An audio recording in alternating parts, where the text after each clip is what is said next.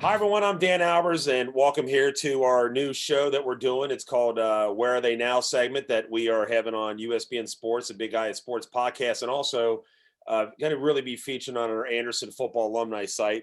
And just for me, it's just an honor to have our first guest doing this as a former teammate of mine and just a great all-around guy, and Korey Mitchell. And Korey, I really appreciate you taking the time to join us here tonight.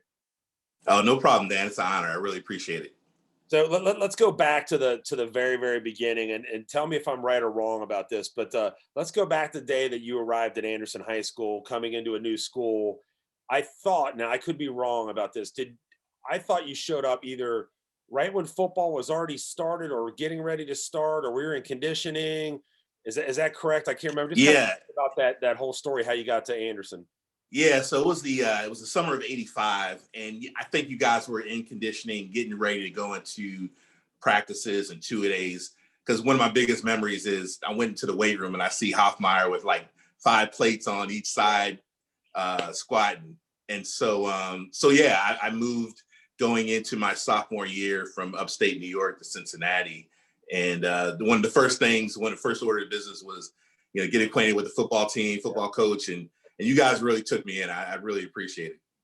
Yeah, and I mean that had to have been a hard thing for you. Your sophomore year. You're still kind of that whole growth spurt, everything that's going on, and not only that, but you're getting ready to go into a football. You don't really know anybody, and talk a little bit about that. Was that a little kind of nerve wracking for you? And how did your dad get transferred there? Or how did that all work? Yeah, my dad, it seemed like this was actually our third move. Wow. And each time he got promoted, we would move. And so he got promoted and he worked in the Chiquita Banana building in downtown Cincinnati. And so, yeah, that's how we ended up in Anderson. But, my high school coach in New York actually had a conversation with me before I moved. I mean, he didn't want to see me leave, but he was like, you're going to a really great town, sports city in Cincinnati. They really take care of their high school sports, especially football. And he told me about the Molars and the St. X's, those schools. And he said, you're gonna have a great time. You're really gonna enjoy it.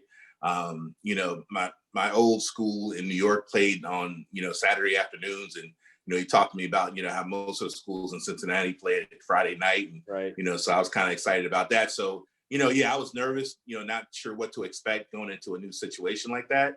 But, having, some idea, by talking to my old high school coach, I was really excited. Well, I can tell you what, as I was a captain of that team, and I remember how excited I was to see, because our we didn't have too many big guys besides Hoffmeyer, and to see you come in and then just to get to know you and the way you played was just a huge. I mean, you started as a sophomore, coming right in right away, and it was just a big lift for our team. Unfortunately, we didn't do very well, but it was just awesome to have you come in, and I don't think it really took long for us to all really get along. It didn't, and that's the great thing about sports, and football in particular. We come together as a brotherhood, as a family. And, the great thing about it was, by the time school started, we had finished practices and two-a-days, the entire team, I knew everybody, right. So, I wasn't walking into a new school not knowing anybody, everybody on the football team, those were my friends, and, I even turned 16, hit a milestone, and, I didn't want to have a party, and ended up, my mom and dad ended up doing a surprise party. I had no idea about it. And Matt Bailey and his parents took me out to dinner and, brought me back home. And then, the entire football team was there in my parents' basement, and, had a party down there. So yeah, it was a great experience. I'm just kind of curious too, you obviously went to the good side. You came to the Anderson side. You didn't go to the team on Bartle. Just glad that you came to our side. So, talk a little bit about. I absolutely loved Coach Stowe. You got the privilege. You played with Coach Stowe too. Talk a little bit about your memories of Coach Stowe. Yeah, I just remember Coach Stowe. The big thing, he played at Ohio State under Woody Hayes, and just hearing those stories. And I served in the military, and I always felt like if Coach Stowe was served a career in the Army, he probably would have been a general. That's just the type of guy he was. I mean, he was hard on you, but he was fair, and he really cared about you, almost like treats you like you were his son. And as long as you gave 110%, and he saw that, regardless of the outcome, as long as you left it out on the field, Coach Stowe recognized that and really appreciated that, from his players. Yeah, and you had Bud Letterby was defensive coordinator. He was a really good. Talk a little bit about Bud Letterby too. Yeah, Coach Letterby, man. I tell you what, that's he's like a second dad to me. Yeah. He was really hard on me. I mean, I remember practices where he almost had me in tears, because that's how hard he was. But that's what I needed, and it prepared me for playing at West Point and the Army and life. And we really still keep in touch. I remember when I was at West Point, his family was visiting the area, and he brought his whole family to come visit me. And that meant a lot. It's tough being there, and for him to take the time with he and his family to come up, and I took him on a tour, of the post and all the history of West Point. But we still keep in contact to this day. On Facebook. I saw him. He has a daughter that lives in Philadelphia. I'm in the DC area, only a couple hours away. So one Christmas he said he's going to be there. Me and my wife got in the car like that same day and drove to Philadelphia. That's awesome. And had dinner with them and just told all kinds of stories about playing at Anderson. But yeah, I mean Coach Stowe and Coach Letterby, those two. When I think about Anderson football, definitely those are two names that definitely come up and I endear both of those gentlemen. Yeah, they were great guys. I loved both of them. And then talk real quick. Did you when you played in New York, were you fullback in the line? Because I think when you came in at my senior year, I think you played fullback and linebackers. And is that what you played? So it was interesting. So when I was in New York, I played. It was crazy. I played on the defensive line. I was a defensive tackle, and I played on the offensive line. I was a center. And then when I, got to Anderson, they had me on a defensive line, and I was going to play offensive guard. And I think it was like maybe 2 or 3 days in the full pads, they decided to swap me and Lee Shannon around. So Lee was playing linebacker, and I was playing defensive tackle, and they swapped us. They put Lee on the line, and they moved me to linebacker. Playing alongside Donnie Marcello. Yes. So yeah, and then. So that was sophomore year, and then junior year is when I moved to fullback. Okay. So I was a fullback and linebacker, and crazy story with that was I played summer league ball, Midland ball with Matt Bailey, and his dad was Matt Bailey's dad. Van Bailey was the coach, and I was known for like stealing bases. They were like didn't think I had this like deceptive speed. They're like, oh, this big guy, he's not going to be able to run, and so Van Bailey, Mr. Bailey talked to Coach Stowe and said, "Hey, you should try this guy out at running back or fullback. He's got some speed." And so they took him up on it, and they tried me out, and ended up playing the remaining 2 years. Ended up playing fullback. That's awesome. You and I kind of have the experience of mine was a little bit different. I was as a coach, you were as a player. Talk a little about, you were also in that transition from the Stowe to the Serrano years. Yeah. Talk about how things were under Stowe and how things were under Serrano. I know the biggest difference for me was I thought I knew football, but I didn't know football until I played or coached with Coach Serrano. So that was the big difference for me. Talk a little bit about the transition for you going from, losing Coach Stowe and then getting Coach Serrano. Talk a little bit about that. Yeah, it was tough to see Coach Stowe go, and most of his staff, went with him. And so, but I'll tell you, like, the difference with Coach Serrano, you saw that day one. Day one, you knew this guy was different. He was special. The first time that I met Coach Serrano, he was actually working out. I saw this guy running around the track doing sprints. Then he comes in the weight room and starts lifting. I was like, who is this guy? And they're like, oh, that's your new coach. I was like, whoa, okay. I was like, I said to myself, all right, he's bringing it. I'm gonna have to bring it too. With the conditioning and everything. But Coach Serrano just just in the way he carried himself and the way he spoke, the technical, the little things, the details in, your stance, each play. He was really, really a tactician with football and the game. And I learned a lot. I mean, I wish I had, more than one season with him. But and the thing too is Coach Serrano really put Anderson football on the map. Absolutely.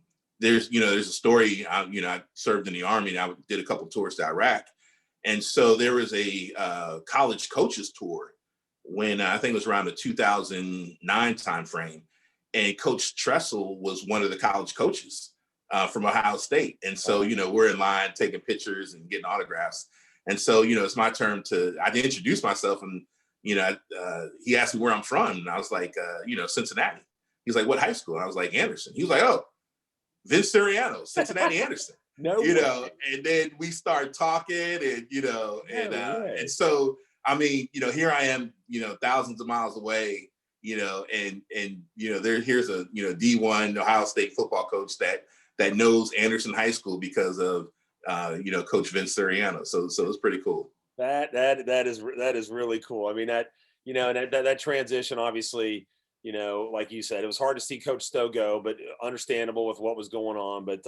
But just I missed Coach Serrano by a year, and so that's kind of flipping into where I'm going next. Is Korey, I always felt like even my senior year, we lost 4 games by a score of 7-0 or less. Yep. I think we always had the talent, and exactly, and I'll never forget this. How crazy the town was. We started off the year that year. We started off 2-1, and if you remember, we beat Green Hills. Green Hills went to the state finals. Yep. We beat them, and it just showed the talent that we did have. Yes. We just couldn't put it together. But like the Green Hills game is a game that I'll never forget. Just not for a personal experience, but just the team experience coming back and how we won that game. And obviously, the Turpin McNick games. Yeah.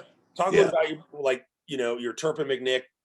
Talk a little bit about that, and then talk a little bit about some of the games that you remember that stuck out with you.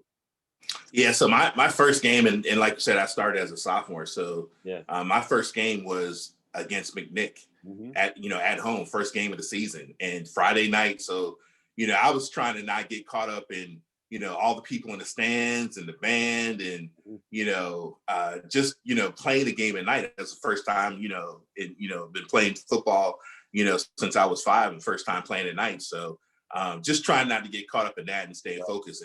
And Donnie Marcel, my partner linebacker, really helped me out, helped me, stay focused. This is what we got to do.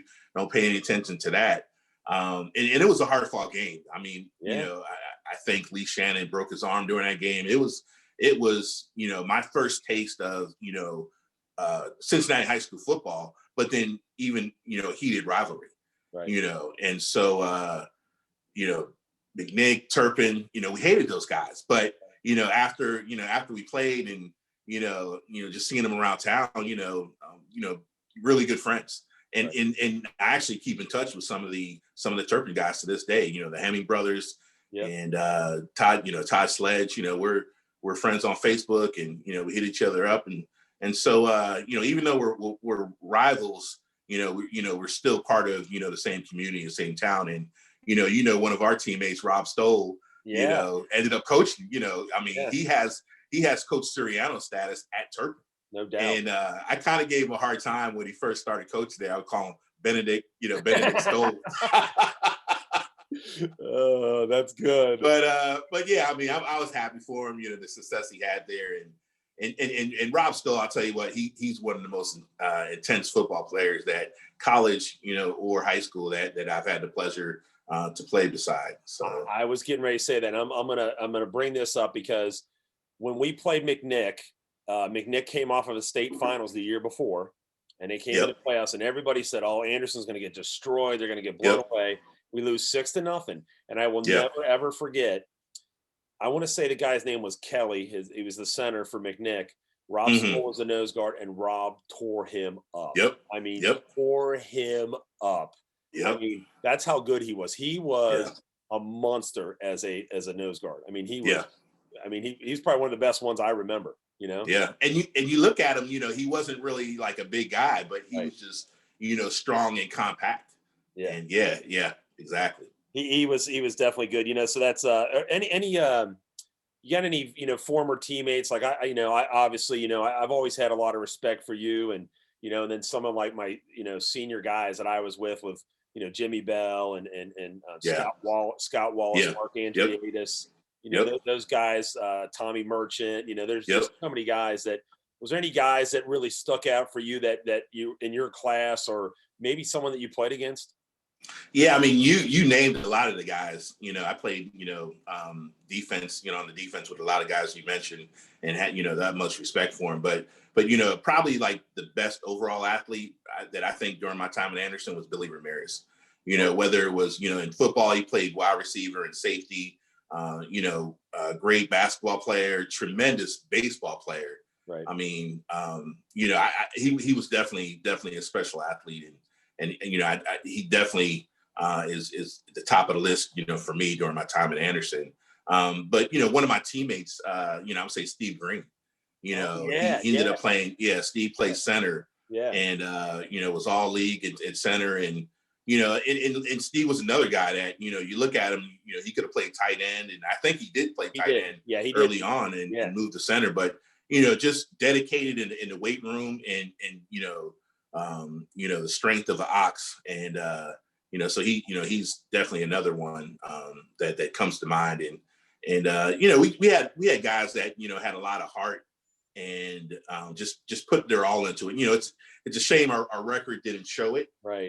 But like you said, we had a lot of talent on that team. All 3 years that I was there, and I am glad that we're seeing we saw the results with Coach Serrano, later on. Yeah, And absolutely. and so Anderson, you talk about Anderson now, and just from the recruits and the guys that went on to play in college and even in NFL, our high school program's definitely on the map. Well, and that's another thing too is Corey. When I I've been broadcasting Anderson football for over 30 years, and Mhm. so I got to broadcast that state championship game, and I'm not gonna lie, I was emotional as all Yeah, get out yeah, because I just remember what we went through, and to hear those guys saying it's for all you guys, hmm that was hmm pretty cool, and I was yeah, I was so emotional during that game just because here's my high school that yep, barely get, couple hundred people in the stands. And here they got 20,000 people in the stands to watch them yeah, play a high school. And I mean, it gave me goosebumps, Corey. yeah. I mean, it was pretty sweet. I'm not gonna lie. um, so after high school, or when you were in high school, did you talk about the recruiting process, or were you getting recruited heavily by other schools, or were you just set to go into the Army? So, I was a lot of the Mid American Conference schools, were recruiting me, and and Hoffmeyer was getting looked at. He Right. played, offensive line, defensive line, and so he was getting looked at about a lot of schools. In fact, um, both of us were invited to the Ohio State Michigan game his senior year. Yeah, and we were invited guests, as recruits to that game. So that was pretty cool. Um, I think I don't know this for a fact, but I think Coach Stowe at the time was trying to push me, to Ohio State. Having with him Yeah. having been there, and then when he got let go the same time the head coach of Ohio State got let go, Earl Bruce. Oh wow. But I always think about what if I didn't go to the academy, and it gone somewhere else. But I think the path that I decided to take was definitely the one that I was intended to go on. And definitely glad that I made that decision. I have friends now who their sons are now in high school and going through the recruiting process. I think I had one guy, his son has over 40 offers. Wow. So I wasn't a recruit at that type level, but definitely glad it was Army and Air Force were the two academies that were really interested in me. And so glad that I chose Army. Yeah, talk about that. I mean, how cool is that? Obviously you've played in some of those games, the Army Navy game. Talk about that experience playing football at a big stage like that. Yeah, it's playing football at a service academy, whether it's Army, Navy, or Air Force is definitely a challenge. We have to we're held to the same standards academically, militarily, and then we have this extracurricular activity, which is football, which takes up a lot of time. I would say the most fun that I had playing football was at Anderson. Was in high school. I had fun playing in Army, but it's different. Playing at that level, you can see the stress from the coaches and the emphasis they put on you and practice each day and how you perform. It's definitely different between high school and college. But I'll tell you what, I mean, in terms of friendships and brotherhood, not a day goes by that I don't hear from one of my West Point classmates or Army football teammates. It's hard to talk about, or it's hard for other people to understand. The relationships that are forged. Because we're going through the basic training together, then we're going through 2-a-days, and then we go through the season and practices, and then the conditioning, and then have to deal with all of the other requirements and challenges of going to academy. But we've talked about rivalries with McNick and Turpin, but I would say that the Army Navy game is probably the ultimate the ultimate rival. We were successful this year. Definitely glad to see that.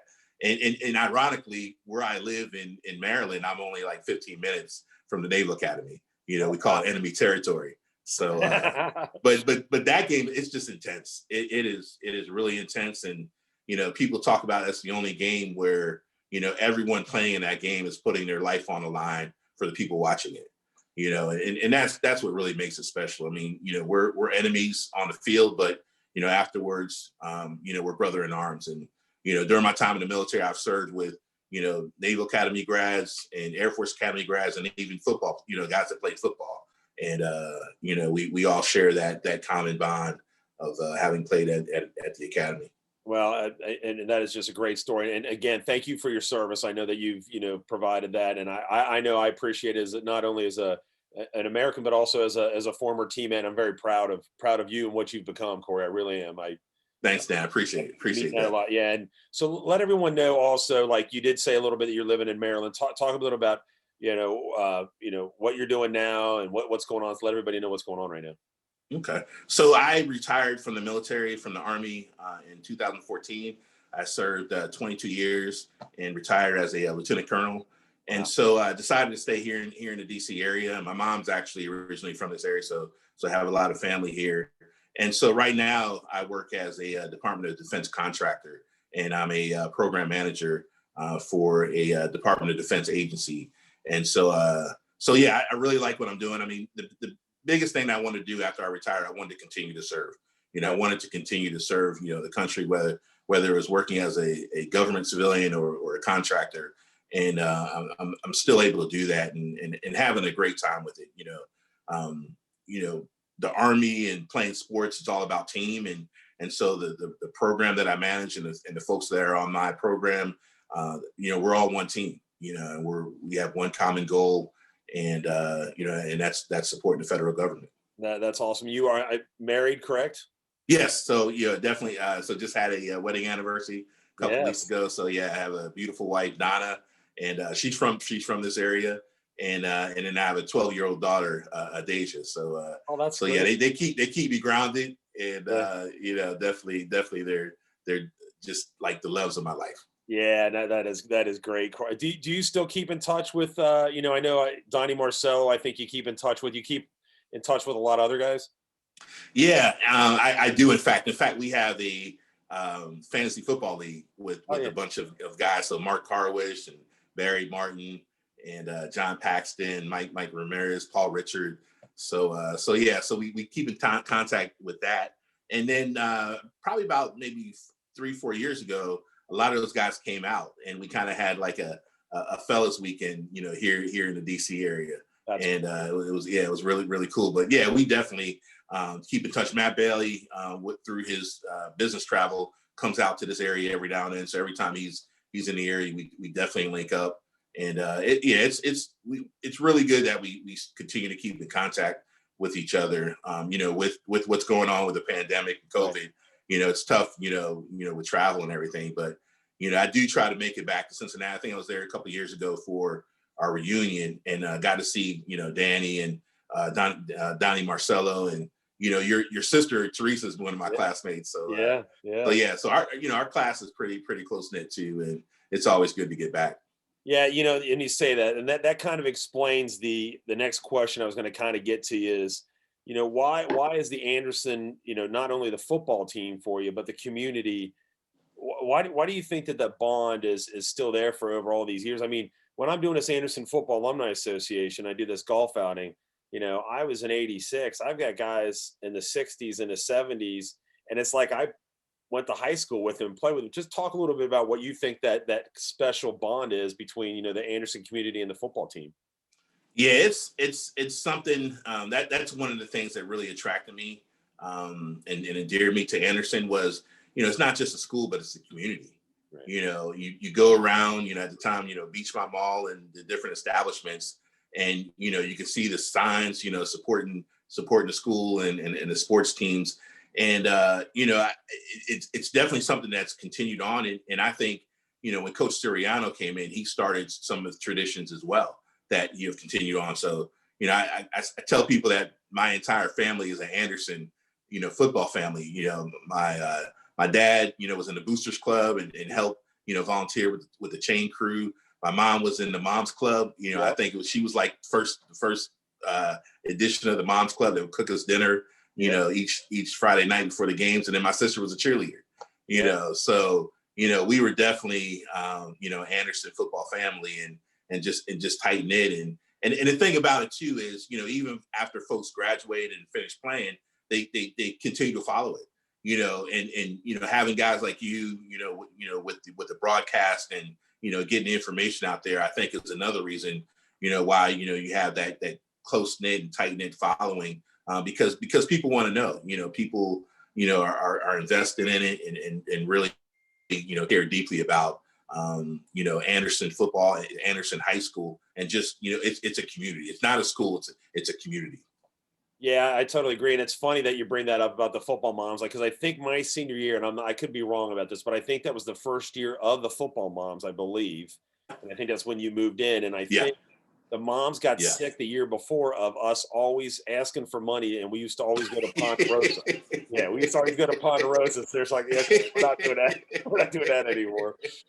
So, but no, that's Korey. I really appreciate it. I mean, this is big for us. This will have on our documentary that we're going to have, and I can't wait for you to see it. We've put a lot of time and effort into this, and you're going to be amazed. Going back to, we're going all the way back to when it started in the 1939s, and wow. We've got pictures. We actually got some interviews lined up for guys that played on the first undefeated Anderson football team in 1948. Wow. Yeah. Wow. And it's I mean, it's been a work in progress for 5-6 years, but it's well worth it. And you were a guy that I respected as a player, and I told the guy that's helped me with this documentary, I said, we really need to get, this guy, I told him about you playing in Army. We got to get his perspective on this. And I really appreciate. I know you're very, very busy, and I really appreciate you taking the time to join us. It's all good, Dan. It's definitely an honor and pleasure to be a part of this, and I'm honored that you asked me, and I've got the utmost respect for you, and like I said, you were one of the guys that took me under your wing, when I first came in, and consider you a big brother, you and Donnie Marcello, and it's always good seeing you guys whenever I'm back at Anderson. Yeah, I appreciate that, man, and I love seeing you, man, and I miss you, and I just can't wait for you to come in, man. I'll give you a big old bear hug when you come in. I know we're getting at that age right now, but I hope when you come in town, that you look me up and we can get together and we can, maybe catch up. Maybe you can make it in one year for a golf out and get all your definitely that would be great. Yeah. So I really appreciate it, Korey. So we're gonna go ahead and wrap it up here. So for Korey Mitchell, Dan Albers, you've been watching those "Where Are You Now" segment on USPN Sports and Big I Sports podcast. We'll catch you on the next episode.